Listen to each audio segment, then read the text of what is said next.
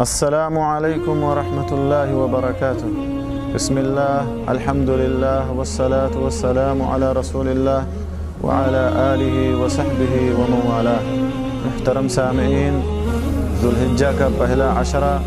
اللہ تبارک و تعالیٰ کی جانب سے ہمارے لیے بہت بڑا انعام ہے۔ یہ نیکیاں جمع کرنے اور اجر و ثواب کمانے کا بہترین موقع ہے، کیونکہ ان دنوں کی معمولی نیکی بھی دوسرے دنوں کی بڑی بڑی نیکیوں سے افضل ہے۔ یہی وجہ ہے کہ صحابہ کرام اور سلف صالحین ان دنوں میں اجر و ثواب کمانے کے لیے بڑی جد و جہد کرتے تھے، اور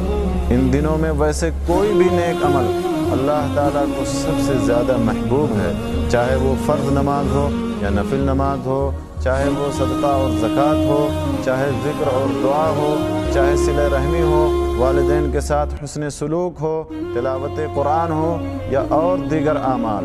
لیکن چند اعمال ایسے ہیں جن کا خصوصیت کے ساتھ صحیح احادیث میں ذکر آیا ہے۔ انہی اعمال میں سے سب سے پہلا عمل ہے کثرت کے ساتھ تحلیل، تکبیر اور تحمید بیان کرنا، جیسا کہ عبداللہ ابن عمر رضی اللہ تعالیٰ عنہما سے مروی ہے کہ رسول اللہ صلی اللہ علیہ وسلم نے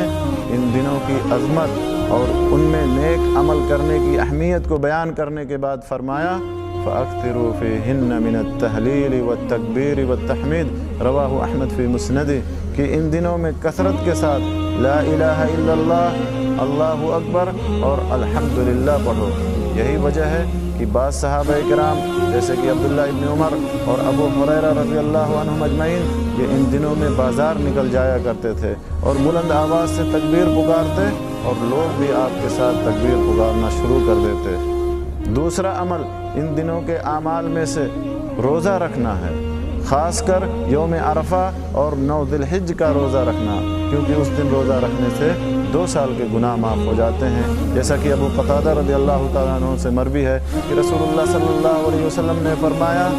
وَصِيَامُ يَوْمِ عَرَفَةٍ إِنِّي أَحْتَسِبُ عَلَى اللَّهِ أَن يُكَفِّرَ السَّنَةَ الَّتِي قَبْلَهَ وَالسَّنَةَ الَّتِي بَعْدَهَ رواہ مسلم فی صحیح، کہ عرفہ کے دن روزہ رکھنے سے گزشتہ اور آئندہ 2 سال کے گناہ معاف کر دیے جاتے ہیں۔ تیسرا عمل ہے قربانی کرنا، 10 ذی الحجہ کو قربانی کرنا۔ یہ ابراہیم علیہ السلام کی سنت ہے